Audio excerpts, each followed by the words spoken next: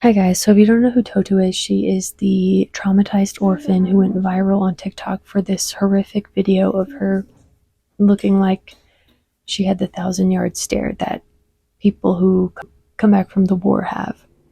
The entire world was concerned about her, and the more we looked, the worse it got. We were uncovering horrific stuff, including a criminal case into the shelter where she was living for child torture, burns, bruises, cigarette burns all over them, their heads lit on fire, they were covered in alcohol and lit on fire, they were locked in the basement, sexually assaulted. And then the case didn't really go anywhere, and suddenly every account on TikTok was banned, like in one day. Even the Save Totu hashtag was blocked from TikTok. My account with 500,000 followers was just banned out of nowhere. There was also this other creator named Queen Bashi who just came out of nowhere, and she was the only one on the platform allowed to talk about Totu. And she first acted like she was concerned for the children, but then suddenly switched up and defended the shelter and said that they were innocent and they never abused anyone, and that they were actually our victims and we ruined their lives and made all this stuff up, even though there was so much evidence. So I had heard they got their lawyers involved to shut us down, and I had seen a picture of Konuls, the shelter owner, with her attorney before, and so I looked him up. And I found that he was in organized crime. And so the reason Bashi claims they're innocent now is because she has this paperwork that confirms her medical treatment and she's all innocent and everything's fine. Well, she also admitted these documents can be, especially if you have a corrupt lawyer like they do.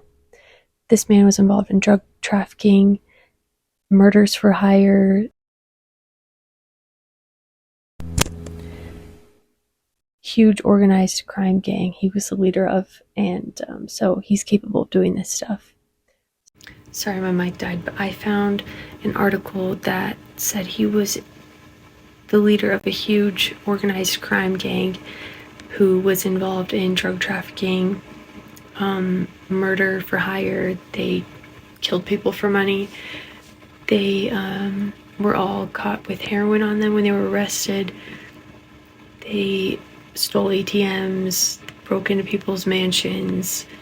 They were involved in like stealing government funds, all kinds of things, and they basically got out of it with some, I don't know, loophole, fishy paperwork, which is kind of what's happening now. Clearly he's done this before, and he's capable of writing whatever documents he needs to get people out of a crisis. So just another reason why we don't need to ignore this. They're not safe. During the detention, heroin was found on each member of the gang. As a result of continuing operative search measures, the police also detained persons involved in drug trafficking. 44-year-old who was detained at the crime scene, that's her lawyer. That's her criminal case. Under corresponding articles were launched and investigations underway.